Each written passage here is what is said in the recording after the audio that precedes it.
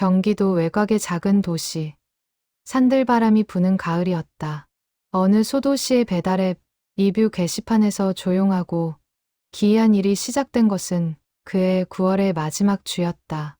낙엽이 하나둘 길가에 쌓이기 시작하던 무렵 한 동네의 음식점 15곳이 며칠 사이에 별점 1점짜리 리뷰를 줄줄이 받기 시작했다.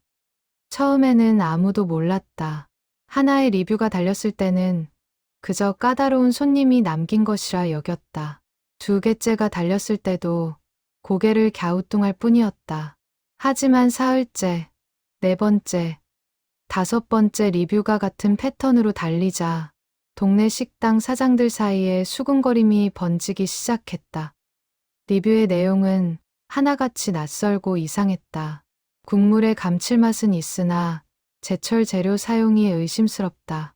정갈하지 못한 그릇 배치, 서비스 마인드 전면 재교육 필요, 소스의 산도가 기준치를 넘었으며 주재료의 신선도 불균일, 재방문 의향 없음, 전반적인 위생 상태 낙제점, 담음새와 온도 유지에 대한 기본 원칙 미준수. 말투가 달랐다. 보통의 배달앱 리뷰와는 결이 전혀 달랐다. 분노나 불만이 아니라 무언가를 평가하는 사람의 언어였다. 마치 오래된 직업에서 쓰던 문체가 그대로 흘러나오는 것처럼. 곱창집을 13년째 운영해온 이영수 씨는 그날 밤 배달앱 앱을 열어 리뷰를 보고 한참을 멍하니 서 있었다. 이게 뭐야? 평균 별점 4.8이었는데 그의 가게만이 아니었다. 삼겹살집, 순댓국집, 분식집, 중국집, 치킨집까지 동네 안에서 배달앱 서비스를 하는 가게라면 예외 없이 같은 아이디에서 별점 1점짜리 리뷰가 달렸다. 리뷰를 남긴 아이디는 단 하나였다. 아이디 이름은 습1978. 프로필 사진도 없고 이름도 없고 팔로워도 없었다. 식당 사장들의 단체 채팅방은 밤새 울렸다. 이거 진짜 악의적인 거 아니에요? 신고해야 하는 거 아닙니까? 저만 당한 게 아니네요. 다들 같은 아이디예요. 리뷰 내용도 이상하지 않아요? 뭔가 전문가처럼 쓰여 있는데 그게 더 무서운 거죠. 그냥 배 아파서 쓴 게 아닌 것 같아서. 이영수 씨는 그날 밤 잠을 이루지 못했다. 오랜 세월 새벽부터 일어나 재료를 손질하고 손님 한 명 한 명을 기억하며 키워온 가게였다. 평점이란 그에게 단순한 숫자가 아니었다. 그것은 그가 쏟아부은 세월의 무게였고 이웃들이 보내준 신뢰의 표시였다. 그 신뢰가 이유도 모른 채 흔들리고 있었다. 결국 이영수 씨는 다음 날 아침 일찍 경찰에 신고를 넣었다. 사이버 수사대가 아닌 동네 파출소였지만 담당이 된 오민정 경찰관은 사안을 가볍게 보지 않았다. 그녀는 신고 내용을 들으면서 리뷰들을 하나씩 직접 읽어내려 갔다. 이 리뷰들 좀 특이하네요. 오민정 경관이 중얼거렸다. 그녀는 리뷰 내용을 다시 한번 처음부터 읽었다. 감정적인 욕설도 없고 개인 감정도 없었다. 오로지 음식의 품질, 위생, 서비스를 평가하는 문장들만 있었다. 그것도 꽤나 전문적인 어휘로. 이 사람은 왜 이러는 걸까?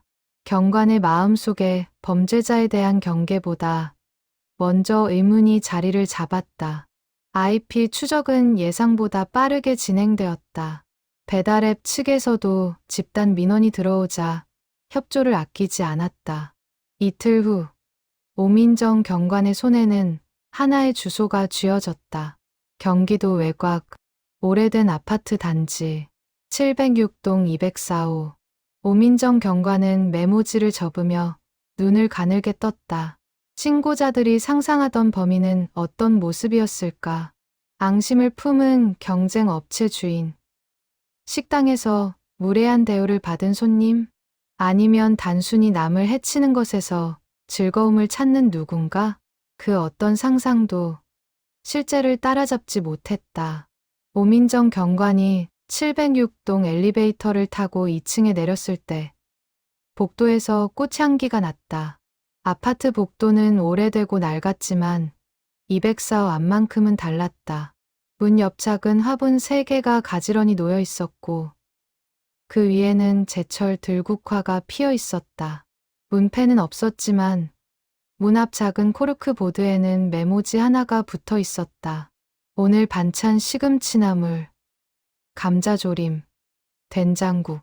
누군가 매일 그 메모를 바꿔 붙이는 듯 종이가 여러 번 교체된 흔적이 있었다. 오민정 경관은 잠시 그 메모를 바라보다가 배를 눌렀다. 기다렸다. 1번, 2번. 발소리가 들렸다. 느리고 조금 끌리는 발소리였다. 문 안에서 무언가를 중얼거리는 목소리가 새어나왔다가 조용해졌다. 문이 열렸다.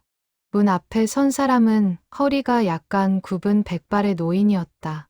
키는 크지 않았지만 한때 꼿꼿했을 척추의 흔적이 어깨 라인에 남아 있었다. 잠옷 위에 낡은 카디건을 걸쳤고 슬리퍼는 왼쪽과 오른쪽이 짝짝이었다. 손에는 작은 수첩을 쥐고 있었고 수첩에는 빼곡한 글씨가 채워져 있었다. 누구세요? 노인이 물었다. 목소리는 낮고 차분했지만 눈빛이 조금 흔들렸다. 오민정 경관은 신분증을 꺼냈다. 안녕하세요, 어르신. 저는 이 동네 파출소 소속 오민정이라고 합니다. 잠깐 여쭤볼 게 있어서요. 경찰이요? 노인이 눈을 깜빡였다. 놀라움도 당혹감도 아닌 그냥 정보를 처리하는 것 같은 눈빛이었다. 네, 혹시 박상도 어르신이세요? 맞습니다. 노인이 답했다. 태도는 또렷했지만 어딘가 지금과 과거 사이 어딘가에 발을 걸쳐놓은 것 같은 느낌이 들었다. 오민정 경관은 조심스럽게 물었다. 배달앱 사용하시나요? 리뷰를 남기신 적이 있으신지요? 박상도 노인의 눈빛이 순간 반짝였다. 리뷰요? 그리고 그는 손에 든 수첩을 내려다보았다. 제가 썼습니다. 당연히 써야죠. 제가 먹어봤으니까. 담담했다. 죄책감도 없었고 숨기려는 기색도 없었다. 오민정 경관은 뒤통수를 얻어맞은 것 같은 기분이었다. 어르신, 아내 가족분이 계세요? 딸이 오는 날이에요. 오늘이 며칠이죠? 오민정 경관이 날짜를 말해주려는 순간 복도 끝에서 엘리베이터 소리가 났다. 급한 발소리, 그리고 쇼핑백을 두 손에 든 여자가 복도를 달려왔다. 최지수 씨였다. 그녀는 경찰을 보자마자 얼굴이 하얗게 질렸다. 아버지, 무슨 일이에요? 아, 딸 왔네. 박상도 노인이 태연하게 말했다. 경찰분이 리뷰 얘기하러 오셨어. 최지수 씨의 눈이 커졌다. 그녀의 눈빛 속에서 오민정 경관은 단번에 읽었다. 이미 알고 있었구나. 그리고 막지 못해서 무너지는 눈빛이구나. 최지수 씨는 쇼핑백을 바닥에 내려놓고 경관 앞에 섰다. 손이 떨리고 있었다. 죄송합니다. 제가 미처 몰랐어요. 아버지가 그러신 줄은 정말. 그녀의 목소리가 끝을 맺지 못하고 흔들렸다. 오민정 경관은 일단 안으로 들어가도 될지 물었고 그렇게 셋은 좁은 거실에 마주 앉게 되었다. 박상도 노인은 자신의 의자에 앉아 수첩을 무릎 위에 올려놓고 무언가를 다시 적기 시작했다. 최지수 씨는 낮게 한숨을 내쉬었다. 어디서부터 말씀드려야 할지. 오민정 경관은 수첩을 든 노인을 잠시 바라보다가 말했다. 처음부터 천천히 말씀해 주세요. 그리고 최지수 씨가 입을 열었다. 낡은 거실에 오후 햇볕이 비스듬히 스며드는 동안 한 노인의 삶이 조각조각 꺼내지기 시작했다. 박상도, 1946년생, 올해로 만 78세. 그의 이름 앞에 붙었던 직함은 식품 칼럼니스트였다. 하지만 그 호칭은 그의 삶의 절반만 담고 있었다. 정확하게 말하자면 그는 30년 가까이 전국 각지의 식당과 음식을 평가하고 글로 기록하고 독자들에게 안내하는 일을 해온 사람이었다. 1980년대 초 그는 서울의 한 음식 전문 잡지사에 글을 기고하기 시작했다. 타고난 미각과 섬세한 관찰력, 그리고 음식에 대한 진지한 태도가 독자들의 마음을 사로잡았다. 그의 칼럼은 단순히 맛있다, 없다를 넘어 재료의 산지, 조리법의 철학, 음식이 담긴 그릇까지 아우르는 깊이가 있었다. 1990년대 중반, 그는 자신의 이름을 건 음식평가 전문 칼럼을 창간했다. 구독자가 수만 명에 달했고 그의 한마디가 식당의 흥망성쇠를 가를 만큼 영향력이 있었다. 당연히 평가는 언제나 익명으로 이루어졌다. 어떤 식당에서도 그가 온 것을 눈치채선 안 되었다. 최지수 씨는 아버지가 일을 나갈 때를 기억했다. 늘 평범한 옷차림이었다. 낡은 점퍼, 오래된 운동화, 아무리 비싼 레스토랑을 찾아가도 같은 차림이었다. 평가자의 존재를 들키는 순간 음식의 진실을 잃는다는 것이 그의 철칙이었다. 그는 식당에 앉으면 반드시 수첩을 꺼냈다. 그 수첩에는 음식의 온도, 색깔, 향, 식감, 간의 균형, 담음새, 서비스 태도까지 꼼꼼하게 기록되었다. 메모가 끝나면 그것을 글로 옮겼다. 그 글이 잡지에 실리면 독자들은 기다렸다는 듯 오려 가지고 다녔다. 그 세월이 30년이었다. 아버지는 정말 음식을 사랑하셨어요. 최지수 씨가 말했다. 하지만 그것보다 더 사랑하신 건 정직한 평가였어요. 좋으면 좋다, 나쁘면 나쁘다. 거짓말은 절대 하지 않는 분이셨어요. 그게 때로는 너무 엄격해서 식당 사장님들이 억울하다고 하셨지만 박상도 노인이 60대 중반에 은퇴한 것은 본인의 선택이었다. 체력이 예전 같지 않았고 출판 시장도 바뀌었다. 그는 담담하게 글쓰기를 내려놓았고 아내 김복순 씨와 함께 조용한 노년을 보내기 시작했다. 그것이 5년 전이었다. 그리고 3년 전 김복순 씨가 먼저 세상을 떠났다. 최지수 씨의 목소리가 그 대목에서 한 박자 멈췄다. 어머니가 돌아가시고 나서 아버지가 많이 달라지셨어요. 처음엔 그냥 무기력하신 줄 알았는데 자꾸 같은 말을 반복하시고 어제 일을 오늘 기억 못하시고 치매 진단을 받은 것은 그로부터 1년 후였다. 초기 단계였지만 증상은 조금씩 진행되고 있었다. 먼 과거는 선명하게 기억했지만 최근 일들은 안개처럼 흐릿해졌다. 박상도 노인은 자신이 은퇴했다는 사실을 가끔 잊었다. 그리고 어떤 날은 아직도 일을 하고 있다고 생각했다. 최지수 씨가 처음 이상함을 눈치챈 것은 2달 전이었다. 아버지의 스마트폰에 배달 앱이 깔려 있었고 주문 내역이 여러 건 있었다. 혼자 음식을 시켜 드시는 거라 생각했다. 그것까지는 좋았다. 하지만 리뷰를 확인한 순간 그녀는 굳어버렸다. 아버지의 아이디로 남겨진 리뷰들. 모두 별점 1점. 모두 전문가의 언어로 쓰인 평가문. 그녀는 아버지에게 조심스럽게 물었다. 아버지는 당당하게 대답했다. 먹어봤으니까 평가해야지. 그게 내 일이야. 최지수 씨는 그 순간 울고 싶었다. 그리고 어떻게 해야 할지 몰랐다. 아버지의 기억 속에서 그는 여전히 현직이었다. 여전히 수첩을 들고 식당을 찾아다니며 평가를 남기던 그 사람이었다. 스마트폰의 배달 앱이 그에게는 잡지사의 데스크였고 리뷰라니 그에게는 원고지였다. 최지수 씨는 앱을 삭제해야 할지 아버지를 설득해야 할지 망설이다가 기회를 놓쳤다. 그 사이 리뷰는 계속 늘어났다. 그리고 결국 오늘 경찰이 왔다. 오민정 경관은 수첩을 들고 조용히 앉아있는 노인을 바라보았다. 수첩 안에는 배달 음식의 온도, 포장 상태, 소스의 양, 재료의 신선도까지 꼼꼼하게 적혀 있었다. 삐뚤삐뚤하지만 분명한 글씨로 경관의 눈이 잠시 촉촉해졌다. 한편 파출소 쪽으로는 그날도 전화가 빗발쳤다. 경찰분이 처리해 주신다고 했잖아요. 어떻게 됐어요? 별점이 아직 그대로인데요. 저희 가게 리뷰 지워줄 수 있는 거 맞죠? 이러다 한 달 매출이 반토막 나게 생겼어요. 이게 명백히 업무방해 아닙니까? 처벌은 가능한 건가요?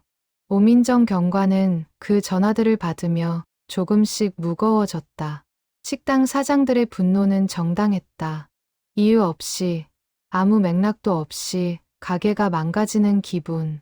그것은 그 어떤 위로의 말로도 가볍게 넘길 수 없는 억울함이었다. 이영수 씨는 가장 적극적이었다. 범인이 누군지는 찾았나요? 이름이라도 알려주세요. 현재 확인 중입니다. 확인 중이라고요? 저는 어제 주문이 40%가 줄었어요. 40%요. 13년 가게 운영하면서 이런 적이 없었어요. 그의 목소리에는 분노와 두려움이 뒤섞여 있었다. 오민정 경관은 그 말을 받아 적으면서 동시에 206호 좁은 거실에 앉아있던 백발 노인의 얼굴을 떠올렸다. 가해자. 하지만 그 단어가 그 노인에게 맞지 않았다. 그렇다고 피해자라고 부를 수도 없었다. 그는 자신이 해야 할 일을 하고 있었다. 30년 동안 해온 그 일을. 다만 세상이 달라져 있다는 것을, 자신이 달라져 있다는 것을 그가 몰랐을 뿐이었다. 오민정 경관은 그날 저녁 동료에게 상황을 설명했다. 어르신이 치매 진단을 받으신 분이야. 리뷰를 남긴 건 맞는데 고의적인 악의는 없어. 과거 직업의 습관이 남아있는 거야. 그래도 피해를 본 식당들은 그게 문제야. 법적 처벌은 어려웠다. 치매 진단을 받은 노인에게 고의성을 묻기 어려웠고 배달앱 측도 사실에 기반한 리뷰는 삭제 기준이 모호하다고 했다. 리뷰 내용이 허위가 아닌 주관적 평가인 이상 강제 삭제도 쉽지 않았다. 하지만 식당 사장들은 기다려주지 않았다. 이튿날 오전 동네 자영업자 모임에서 긴급 회의가 열렸다. 삼겹살집 사장, 분식집 사장, 중국집 사장까지 한자리에 모였다. 이영수 씨가 좌장 역할을 맡았다. 일단 누군지는 알아요? 경찰이 다녀갔다고 했잖아요. 같은 아파트 단지 어르신이라고 들었어요. 어르신이요? 치매 있는 분이라고. 잠시 침묵이 흘렀다. 그래도요. 피해는 피해잖아요. 이영수 씨가 말했다. 목소리가 낮아졌지만 단호함은 사라지지 않았다. 저는 그분이 고의가 아닌 거 알아요. 하지만 우리 가게 손해는 어디서 메꿔요? 배달앱 별점이 내려가면 알고리즘이 가게를 밀어내요. 그게 얼마나 치명적인지 직접 운영 안 해본 사람은 몰라요. 다른 사장들도 고개를 끄덕였다. 일단 리뷰라도 지워야 하지 않겠어요? 배달앱에 민원 넣었는데 기준에 안 맞는다고 거부당했어요. 그럼 어떻게 해요? 막막한 침묵이 다시 내려앉았다.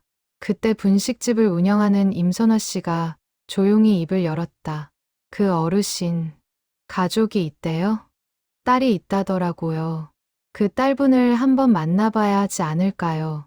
이영수 씨가 눈살을 찌푸렸다. 만나서요? 화를 내러 가자는 게 아니에요. 그냥 어떻게 된 건지 알고 싶어요. 그리고 어떻게 할지. 임선화 씨의 목소리는 부드러웠지만 진지했다. 그녀는 자신도 모르게 그 노인의 이야기가 마음에 걸렸다. 아무것도 나쁜 짓을 한 것 같지 않은데 세상에서 가장 나쁜 사람처럼 몰리는 것 같아서. 최지수 씨는 그날 밤 오랫동안 울었다. 경찰이 돌아간 후 아버지는 식탁에 앉아 저녁을 드셨다. 된장국을 2그릇이나 비우셨다. 맛있으면 먹는 양이 늘어난다고 늘 말씀하셨던 것처럼 오늘 삼겹살이 좋더라. 그런데 불 조절이 아쉬워. 화력이 강한 쪽을 더 오래 썼어. 아버지가 수저를 내려놓으며 말씀하셨다. 최지수 씨는 그 말이 오늘 시켜드린 삼겹살 배달 음식에 대한 이야기라는 것을 알았다. 다 드시고 나서도 평가가 나오는 것이었다. 아버지. 최지수 씨가 불렀다. 응. 오늘 경찰 왔던 거 기억하세요? 봤어? 언제? 아버지는 고개를 갸우뚱했다. 이미 기억이 희미해진 것이었다. 오전에요. 배달앱 리뷰 때문에요. 리뷰. 아버지가 눈을 깜박였다. 나 리뷰 썼어. 내가 써야지. 그게 내 일이잖아. 최지수 씨는 천천히 숨을 들이쉬었다. 아버지, 지금은 일 안 하셔도 돼요. 은퇴하셨잖아요. 은퇴? 아버지가 그 단어를 입안에서 굴리는 것 같았다. 그리고 잠시 후 미소를 지었다. 그래, 은퇴했지. 하지만 그 미소가 너무 빠르게 왔다가 사라졌다. 최지수 씨는 알았다. 아버지가 그 단어의 의미를 완전히 받아들이지 못하고 있다는 것을. 잠자리에 드신 후 최지수 씨는 거실 창가에 앉았다. 아버지의 수첩이 식탁에 놓여 있었다. 그녀는 그것을 조심스럽게 집어들었다. 펼치자마자 눈물이 났다. 오늘 먹은 음식들에 대한 기록이 빼곡했다. 된장국의 간, 두부의 질감, 나물의 볶음 정도. 그리고 마지막 줄에는 이렇게 적혀 있었다. 복순이가 좋아하는 맛이 아니다. 좀 더 짜게. 김복순 씨, 돌아가신 어머니의 이름이었다. 최지수 씨는 수첩을 가슴에 꼭 안았다. 아버지는 지금도 어머니를 위해 음식을 평가하고 계셨다. 30년 동안 두 사람이 함께 식당을 다니며 나눴던 대화들이 아버지의 기억 속에 아직 살아 있었다. 식탁에서 이건 어때? 물어보면 좀 더 짜야 내 입에 맞는데 대답하던 어머니. 그 목소리가 아버지의 수첩에 아직 들어 있었다. 최지수 씨는 한참을 울었다. 그리고 다음 날 아침 그녀는 결심했다. 동네 식당 사장님들을 직접 찾아가기로. 그녀는 아버지 몰래 외출을 준비했다. 아버지가 낮잠을 주무시는 틈에 쪽지를 써두고 나왔다. 아버지, 잠깐 나왔다 올게요. 오늘 점심은 냉장고 위 도시락이에요. 문을 닫을 때 그녀의 손이 잠깐 떨렸다. 사과하러 가는 길이었다. 하지만 그 사과가 받아들여질지 알 수 없었다. 이영수 씨의 곱창집 문을 민 것은 오전 10시였다. 준비 시간이라 손님은 없었고 이영수 씨는 숯을 정리하고 있었다. 최지수 씨가 들어서자 그는 손을 멈추고 돌아보았다. 저 706동 204호 박상도 씨 딸입니다. 이영수 씨의 얼굴이 굳었다. 잠시 아무 말도 하지 않았다. 최지수 씨는 고개를 숙였다. 죄송합니다. 먼저 사과드리러 왔어요. 이영수 씨는 대답하지 않았다.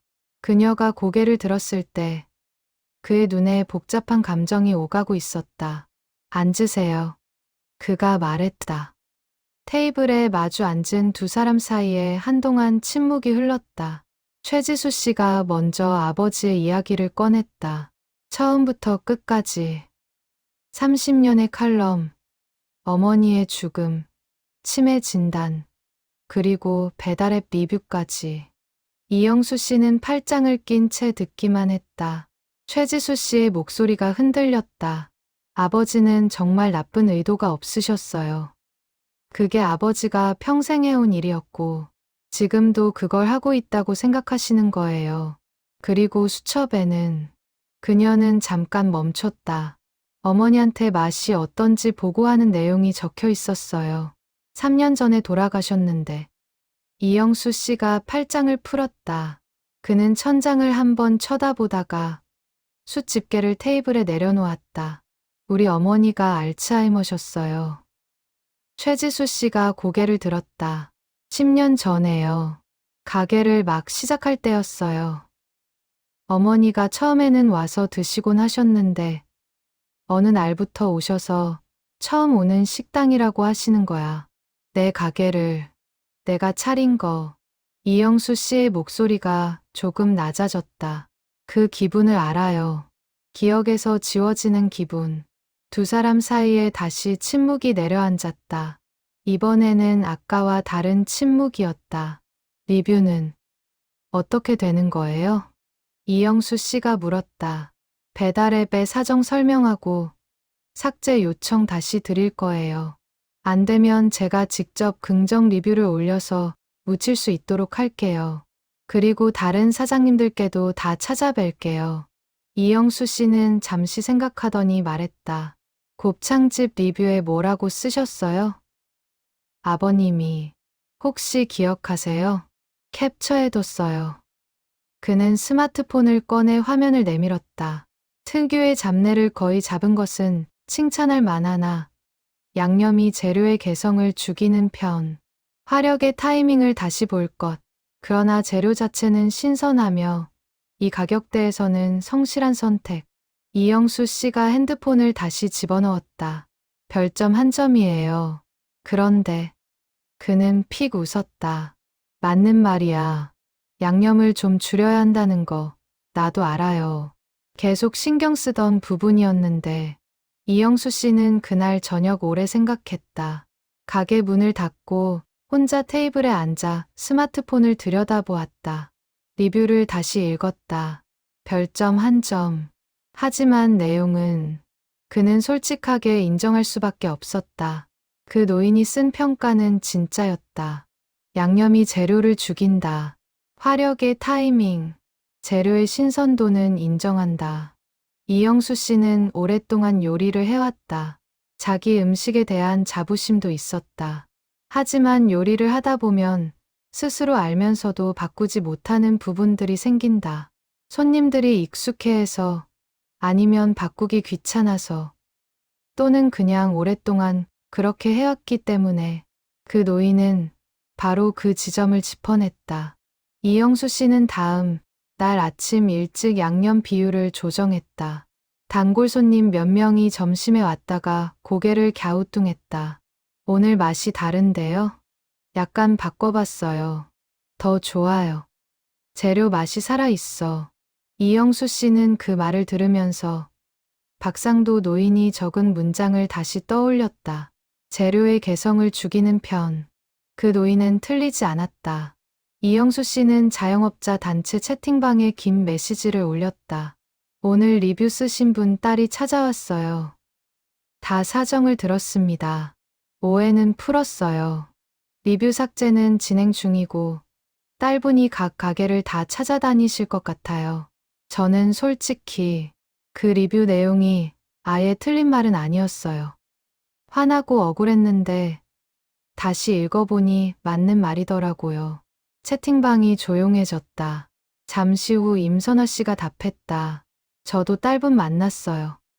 우리 분식집 리뷰에는 국물 육수가 시판 제품 의존도가 높음, 깊이 부족이라고 써 있었는데 맞아요. 바쁘다고 요즘 재료 직접 우려내는 걸 줄였거든요. 삼겹살집 사장이 답했다. 저는 냉장 보관 상태가 의심스럽고 육질의 탄력이 부족이라고 쓰여 있었어요. 사실 납품 업체 바꾸고 싶다고 생각하던 참이었어요. 한 사람이 물었다. 그 어르신 지금은 어떠세요? 이영수 씨가 답했다. 치매가 있으세요. 기억이 오가는 분이에요.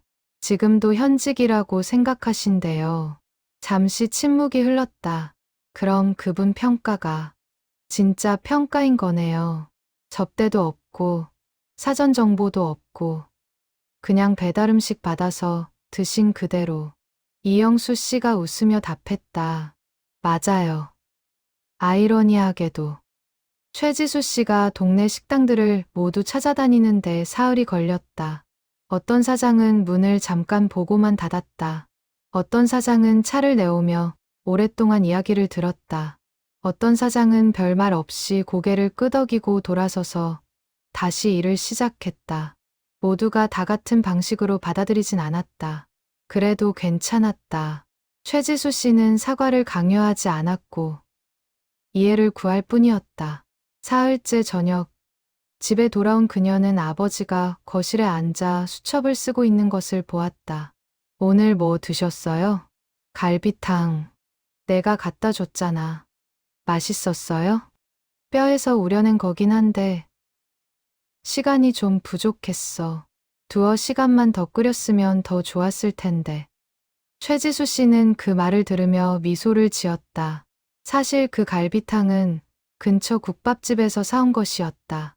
그 국밥집 사장도 리뷰를 받았던 곳 중 하나였다. 리뷰 내용은 탕의 풍미는 양호하나 조리 시간 절감이 느껴짐. 보완 여지 있음. 이었다. 아버지는 오늘도 그 국밥집 음식을 먹으며 똑같은 결론에 도달했다. 최지수 씨는 아버지 옆에 앉았다. 아버지, 옛날에 음식 평가하러 다닐 때 제일 기억에 남는 가게가 어디예요? 아버지가 수첩에서 눈을 떼어 딸을 바라보았다. 제주도에 작은 고등어구이 집이 있었어. 간판도 없는 집인데. 어떤 집이요? 주인 할머니가 생선을 직접 손질했어. 소금도 직접 배합하시고. 그때는 그게 당연한 거였는데 요즘은 그런 집이 거의 없잖아. 아버지의 목소리가 따뜻해졌다. 복순이가 그 집 고등어를 먹고 한동안 잊지 못했어. 내가 무슨 음식을 먹여도 제주 할머니 고등어만 하냐고 했거든. 최지수 씨는 눈시울이 뜨거워졌다. 어머니가 음식을 좋아하셨죠? 좋아했지. 가릴 것 없이 다 잘 드셨어. 그래서 나도 더 열심히 다녔어. 복순이가 맛있다고 하면 그게 제일 좋은 평가였어. 잠시 침묵이 흘렀다. 아버지. 응. 어머니한테 리뷰 쓰듯이 음식 설명해 드리면 어머니가 좋아하셨겠다. 아버지가 피식 웃었다. 그랬지. 설명하다 보면 자기도 같이 상상하면서 드시거든. 그 양념 맛이 어떤 거야? 물어보고. 내가 설명하면 또 더 물어보고. 그러다 보면 밥이 두 공기가 되는 거야. 최지수 씨는 오랫동안 그 이야기를 들었다. 그날 밤, 그녀는 배달앱에 들어가서 아버지의 리뷰들을 하나씩 다시 읽었다. 분노가 아니라 이번에는 제대로 읽기 위해 별점 한 점들 사이에서 그녀는 한 노인이 평생 쌓아온 기준을 보았다. 음식을 사랑하는 방식, 정직한 눈, 그리고 아직도 살아있는 직업적 양심을. 이상하게도 눈물이 나지 않았다. 오히려 자랑스러웠다. 열흘이 지났다. 배달앱 측에서 리뷰 삭제 요청을 일부 처리해 주었다. 비정상적 반복 패턴으로 분류된 몇 건이 내려갔다. 하지만 전부는 아니었다. 남아있는 리뷰들에 대해 사장들은 저마다 다른 선택을 했다. 이영수 씨는 리뷰를 삭제하지 않기로 했다. 남겨두려고요. 그는 오민정 경관에게 말했다. 직접 인정하기 싫었던 부분을 그 어르신이 쓰셨어요. 없애면 또 잊어버릴 것 같아서요. 임선아 씨는 육수를 직접 다시 우려내기 시작했다. 손님들이 달라졌다고 했다. 중국집 사장은 딸에게 전화해서 자신이 쓴 리뷰보다 더 나쁜 평가를 들었다는 농담을 건넸다. 그리고 며칠 후 이영수 씨에게 하나의 생각이 떠올랐다. 그는 최지수 씨에게 연락했다. 어르신, 혹시 외출 가능하세요? 외출요? 무슨, 동네 한 바퀴 같이 돌고 싶어요. 사장님들이 직접 뵙고 싶다고 해서요. 최지수 씨는 잠시 망설였다. 아버지가 기억을 잘 못하실 수도 있어요. 괜찮아요. 기억이 아니어도 되니까. 이틀 후 오후, 박상도 노인은 딸의 손을 잡고 집을 나섰다. 날씨는 맑았다. 가을이 다 가고 초겨울의 첫바람이 부는 날이었다. 노인은 카디건을 입고 수첩을 재킷 주머니에 넣었다. 첫 번째 가게는 이영수 씨의 곱창집이었다. 이영수 씨가 문 앞에 나와 있었다. 어르신, 안녕하세요. 박상도 노인이 그를 바라보았다. 처음 뵙는 분이시죠? 이영수 씨가 잠시 웃음을 삼켰다. 네, 처음입니다. 저 이 집 주인이에요. 곱창집이요. 곱창. 노인이 고개를 끄덕였다. 들어오실래요? 오늘 한번 드셔보세요. 노인이 딸을 돌아보았다. 들어가도 되냐? 들어가요, 아버지. 그들은 함께 들어갔다. 이영수 씨는 그날 양념 비율을 바꾼 곱창을 내놓았다. 직접 구워드렸다. 박상도 노인은 한 점 집어먹고 잠시 씹으며 눈을 감았다. 재료 맛이 산다. 그리고 수첩을 꺼내 무언가를 적었다. 이영수 씨는 그 모습을 바라보며 아무 말도 하지 않았다. 뭔가 따뜻한 것이 가슴 안쪽에서 올라왔다. 그날 오후 그들은 5곳의 가게를 더 돌았다. 가는 가게마다 사장들이 나와 인사했고 음식을 내왔다. 어떤 집에서는 노인이 한마디 하고 수첩을 꺼냈고 어떤 집에서는 조용히 앉아서 드시기만 했다. 어떤 집에서는 딸이 눈물을 참으며 사장에게 연신 고개를 숙였고 어떤 사장은 그 딸의 손을 잡으며 괜찮아요 라고 말했다. 해가 기울기 시작할 때 박상도 노인은 딸에게 말했다. 오늘 좋은 집들 많이 갔다. 네, 아버지. 복순이한테 말해줘야겠어. 어디 좋은 집 있냐고 물어보면 최지수 씨는 대답하지 않았다. 그냥 아버지의 손을 더 꼭 쥐었다. 오민정 경관은 그 이야기를 며칠 후에 들었다. 이영수 씨가 파출소에 들러 전해줬다. 별점 테러 사건이요. 사실 잘 마무리됐어요. 다행이에요. 마무리가 이렇게 될 줄은 몰랐는데.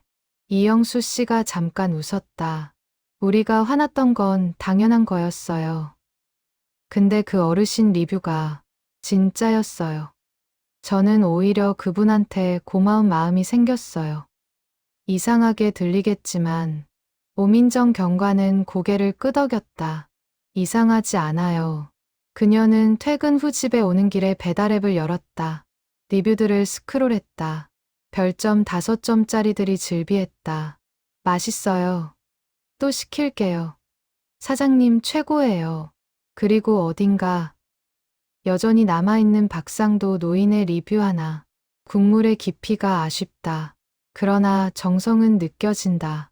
보완하면 좋은 집이 될 것. 별점 1점. 하지만 그 아래 달린 댓글이 있었다. 식당 사장이 직접 남긴 댓글이었다. 소중한 의견 감사합니다. 더 노력하겠습니다. 오민정 경관은 그 댓글을 한동안 바라보다가 앱을 닫았다. 별점이란 무엇일까? 숫자일까? 신뢰일까? 아니면 누군가의 기억일까? 한 노인이 평생 지켜온 것은 정직이었다. 좋은 건 좋다. 나쁜 건 나쁘다. 거짓 없이 적는 것. 그가 그것을 어디서 하든 그 정신은 변하지 않았다. 세상이 종이 잡지에서 스마트폰 앱으로 바뀌는 동안 그의 수첩은 바뀌지 않았다. 기억이 흐려지는 동안에도 음식을 사랑하는 마음은 흐려지지 않았다. 최지수 씨는 그 이후로 아버지와 함께 일주일에 한 번씩 동네 한 바퀴를 돌기 시작했다. 가끔은 식당을 들어가기도 하고 가끔은 그냥 걷기만 했다. 아버지는 어떤 날은 수첩을 꺼냈고 어떤 날은 그냥 걸었다.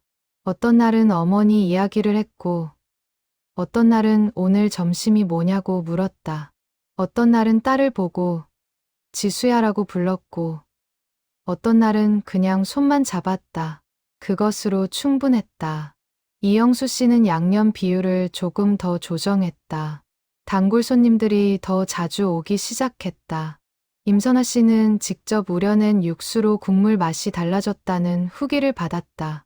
동네 식당들의 별점은 조금씩 회복되었다. 그리고 어느 날 이영수 씨의 가게에 새 리뷰가 하나 달렸다. 아이디는 10,978점. 별점은 이번에도 한 점이었다. 하지만 내용이 달랐다. 전번보다 재료가 살아났다. 화력도 나아졌다. 그러나 완성되려면 더 가야 한다. 정직한 음식이다. 이영수 씨는 그 리뷰를 읽고 오래 웃었다. 캡처해서 저장해 두었다. 별점 1점짜리 세상에서 가장 값진 리뷰였다.